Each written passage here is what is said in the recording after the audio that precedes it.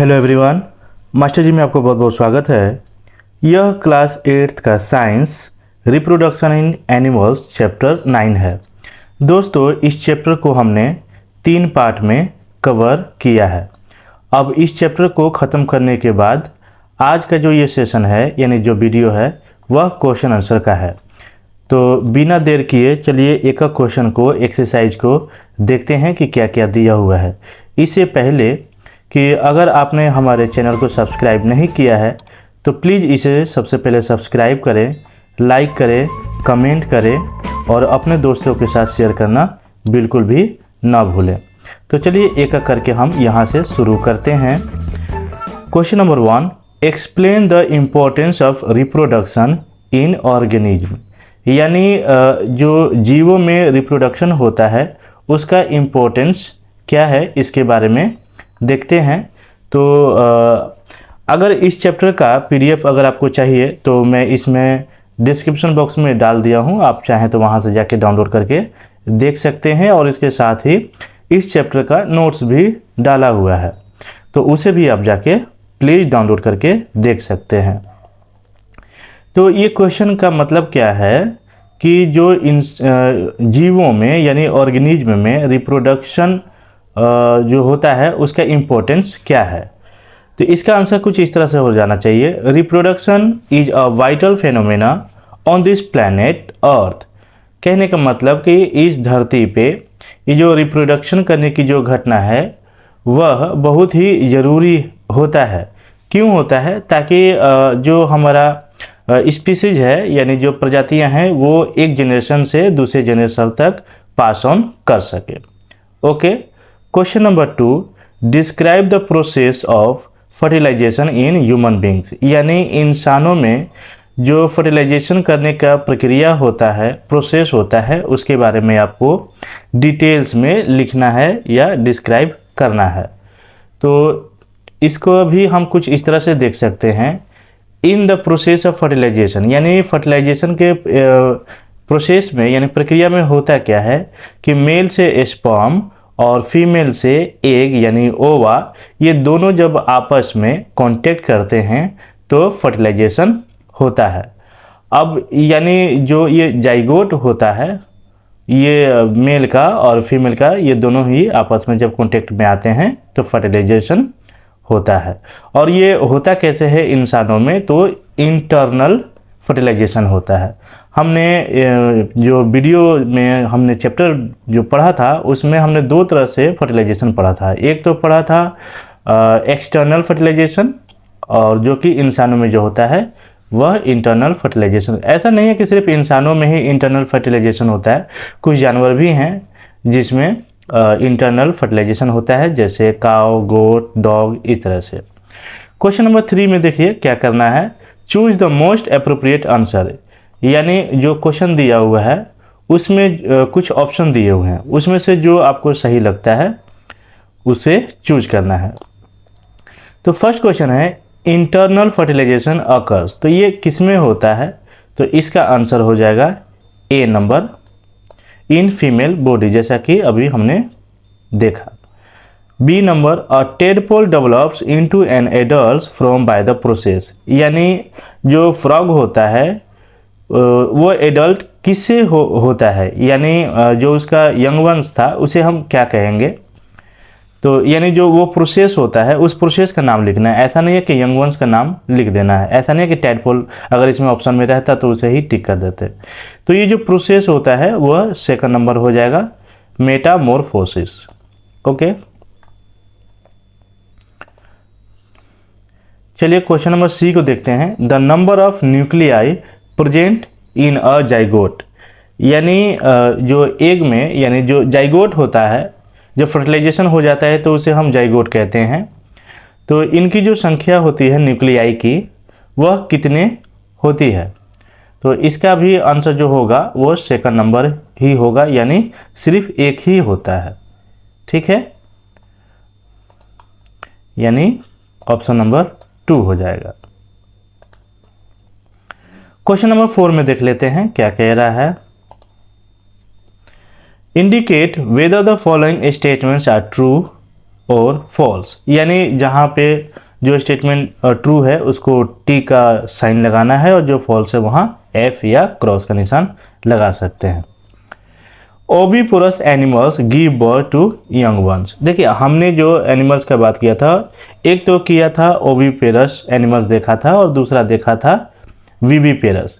Viviparous जो होता था वह बच्चों को जन्म देते थे और ओविपोरस अंडे को। तो ये क्या कह रहा है कि ओविपोरस एनिमल जो हैं वह बर्थ देते हैं, तो ये क्या हो जाएगा, ये आंसर गलत हो जाएगा। ओके, यानी ये फॉल्स हो जाएगा। B number, each sperm is a single cell, यानी इंसानों के या और भी अलग जानवरों के जो स्पर्म होते हैं, जो सेलों की संख्या होती है वह सिंगल होती है, यानी एक ही होती है। तो ये जो स्टेटमेंट कह रहा है ये सही है या गलत है, इसको आपको बताना है। तो इसका आंसर ट्रू हो जाएगा। Question number C, external fertilisation take place in frog, यानी जो फ्रॉग का फर्टिलाइजेशन होता है वह क्या बाहर होता है। तो ये भी हमने वीडियो में देखा था कि पहले फीमेल फ्रॉग क्या करती है कि कई सारे अंडे को वो पानी में रिलीज कर देती है, उसके बाद जाके जो मेल फ्रॉग होता है वह अपना स्पर्म को वो भी रिलीज कर देता है। अब उसका स्पर्म करता क्या है कि टेल के थ्रू वो स्विम करते रहता है और फिर जाकर फीमेल एग के साथ वो कांटेक्ट में आता है और इस तरह से फर्टिलाइज हो जाता है। तो इसका जो आंसर हो जाएगा वह सही हो जाएगा, यानी ट्रू हो जाएगा। सेकंड नंबर यानी डी नंबर क्या कह रहा है, a new human individual develop from cell called gametes, यानी इंसानों का जो नया जीव जो होता है वह सेल जो है वो गेमेट से शुरू होता है। तो इसका क्या आंसर आ जाएगा, इसका आंसर हो जाएगा false. Okay, next, egg laid after fertilisation is made up of a single cell, तो इसका आंसर ट्रू हो जाएगा। F number, amoeba reproduce by budding, यानी जो अमीबा होता है वह बर्डिंग के थ्रू क्या वो रिप्रोड्यूस होता है, यानी वो अपने जैसे को जन्म देता है। तो इसका जो आंसर हो जाएगा वह फॉल्स हो जाएगा, यानी गलत हो जाएगा। Next, fertilisation is necessary even in asexual reproduction. अब देखिए सेक्स रिप्रोडक्शन को हमने दो तरीके से देखा था। एक तो देखा था सेक्सुअल रिप्रोडक्शन। सेक्सुअल रिप्रोडक्शन में दोनों पेरेंट्स को होना जरूरी था, यानी मदर और फादर। तो इस तरह के रिप्रोडक्शन को हम सेक्सुअल रिप्रोडक्शन कह रहे थे। और जो सिंगल पेरेंट होते हैं और वो रिप्रोडक्शन करते हैं तो इस तरह के रिप्रोडक्शन को हम असेक्सुअल रिप्रोडक्शन कह रहे थे। तो इसका जो आंसर हो जाएगा वह फॉल्स हो जाएगा। ओके, यानी इसमें ज़रूरी नहीं होता है। Binary fusion is a method of asexual reproduction. अब बाइनरी फ्यूजन देखिए, जो हाइड्रा एक तरह का जो एक्वेटिक प्लांट होता है उसमें हमने देखा था, वीडियो में हमने इसको समझा था अच्छे से। तो इसका जो आंसर हो जाएगा वह ट्रू हो जाएगा। Okay, next, a zygote is formed as a result of fertilisation, यानी फर्टिलाइजेशन के बाद का जो रिजल्ट आता है क्या वह जाइगोट होता है। तो इसका आंसर ट्रू हो जाएगा। Next, an embryo, embryo means Hindi में कहें तो भ्रूण, is made up of single cell, क्या यह सिंगल सेल का बना होता है। तो यह गलत हो जाएगा, ऐसा नहीं है, वह मल्टी सेलुलर होता है।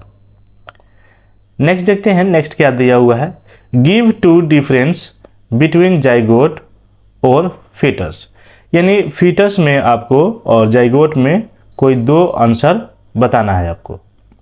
ओके, तो इसका जो जाइगोट का हो जाएगा दोनों बता देते हैं। एक तो हो जाएगा कि यह सिंगल सेल का बना होता है और इसमें क्या होता है कि मेल गैमेट्स और फीमेल गैमेट्स आपस में मिलकर फिर ये निर्माण करते हैं। ओके, और फीटस की अगर बात करें तो यह मल्टी सेल्ड है। तो देखिए ओरली तो आपको उतना समझ में नहीं आ रहा होगा, आप जाके अगर पीडीएफ को देखेंगे तो इसे अच्छे से समझ में आएगा। इस तरीके से आप एक एक करके जितने भी क्वेश्चंस हैं इस सब को आप देख लेंगे, आपको समझ में अच्छे से आ जाएगा। क्वेश्चन नंबर 6 देखिए क्या कह रहा है, डिफाइन असेक्सुअल रिप्रोडक्शन, यानी असेक्सुअल रिप्रोडक्शन होता क्या है उसको डिफाइन करना है, और कोई 2 मेथड आपको बताने हैं, यानी describe 2 method of asexual reproduction in animals.